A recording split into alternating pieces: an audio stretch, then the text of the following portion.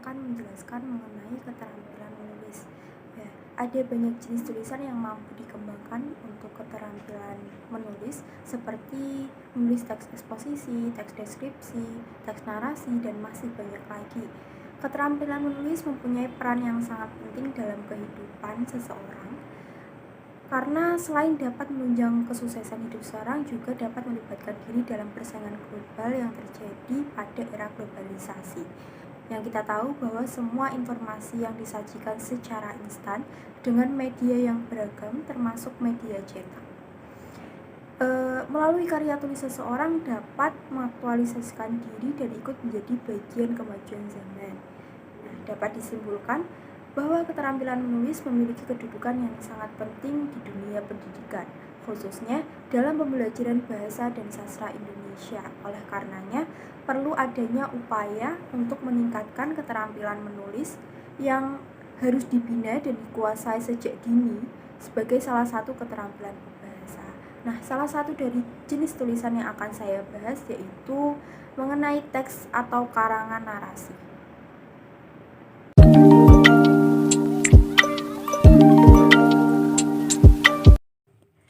Kata narasi diperoleh dari bahasa Latin yaitu nare, yang artinya memberitahu.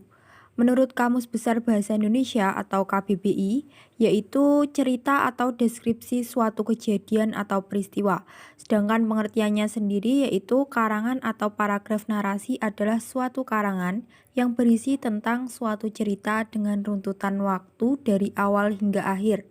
Dan jenis tulisan ini menceritakan sebuah peristiwa yang memiliki alur cerita yang di dalamnya terdapat tokoh serta konflik.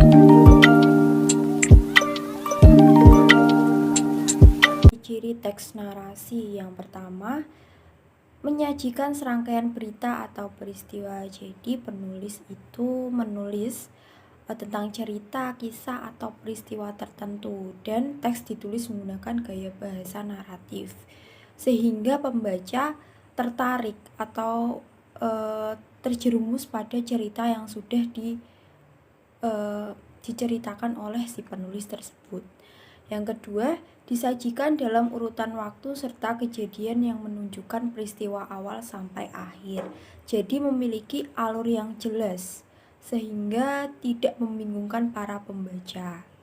Yang ketiga, menampilkan pelaku peristiwa atau kejadian. Jadi sesuai angan-angan si penulis, sesuai kronologisnya juga. Yang terakhir, latar atau setting digambarkan secara hidup dan terperinci. Jadi seperti nyata.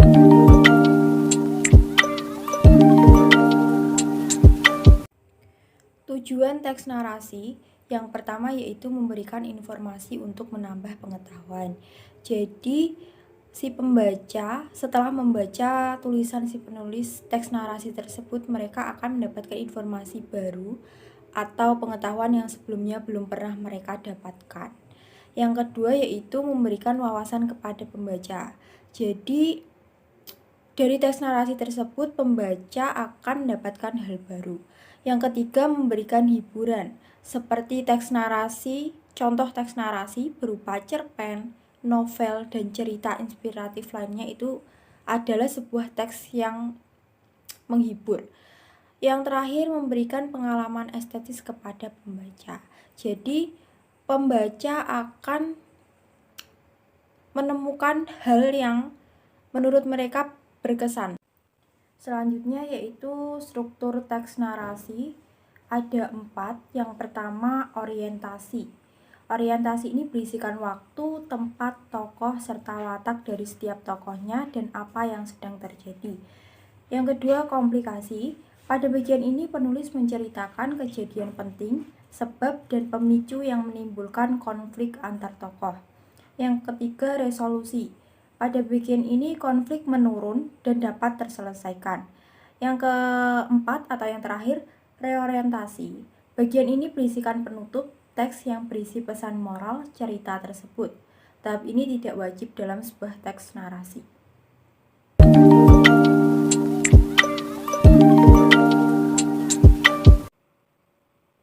Jenis-jenis tulisan narasi. Ada beberapa, tetapi di sini saya hanya menyebutkan 2. yaitu ekspositoris dan juga sugestif. Yang pertama, ekspositoris, yaitu sebuah narasi bisa dituliskan berdasarkan fakta. Jadi penulis menceritakan suatu peristiwa berdasarkan data yang sebenarnya. Yang kedua, sugestif. Narasi ini juga dapat ditulis berdasarkan khayalan atau imajinasi penulis, seperti cerita fiksi dan bersifat subjektif.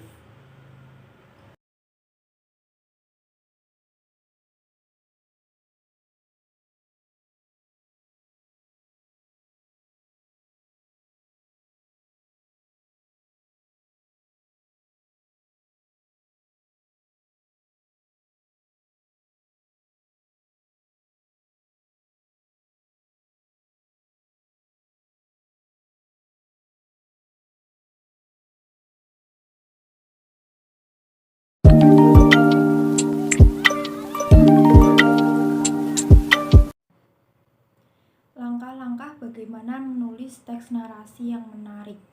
Step yang pertama yaitu dengan menentukan sudut pandang dari tulisan yang akan kamu tulis. Jadi kamu bisa menggunakan sudut pandang orang pertama atau ketiga seperti aku, saya, dia, dan mereka. Sudut pandang ini sangat penting untuk memberikan ruh bagi tulisan yang kamu tulis. Step yang kedua, gunakan bentuk waktu yang konsisten. Maksudnya yaitu ketika kamu menulis cerita atau sedang membahas satu persatu waktu kejadiannya, bisa menggunakan waktu sekarang atau lampau. Jadi jangan mencampur aduk keduanya, kecuali ada korelasi antara waktu sekarang dengan waktu dahulu. Step yang ketiga, buatlah topik yang menarik dengan menulis kalimat pembuka yang membuat pembaca penasaran. Jadi biasanya orang yang akan tertarik membaca tulisan tersebut bila 4 baris pertama dari tulisan tersebut mampu memunculkan rasa penasaran dari pembaca. Step yang keempat, dengan menampilkan karakter utama. Jadi menghidupkan dan memunculkan karakter tokoh di dalam tulisan tersebut. Misalnya periang, ramah, cuek, lucu, egois, dan sebagainya. Pembawaan dari tokoh dalam cerita bisa menghidupkan cerita tersebut sehingga enak saat dibaca. Step yang kelima atau yang terakhir yaitu menentukan suasana kisah. Kamu bisa mendeskripsikan tempat, waktu, atau suasana dari cerita tersebut. Jadi seolah-olah pembaca juga ikut berada di dalamnya. Nah, setelah mengetahui teori tentang hakikat karangan narasi, sepatutnya kita sebagai seorang mahasiswa yang akan menjadi harapan bangsa ke depan, diharapkan dapat mengimplementasikan disiplin ilmu tersebut dalam kehidupan sehari-hari. Jadi itu tadi penjelasan saya mengenai teks atau karangan narasi. Semoga bermanfaat.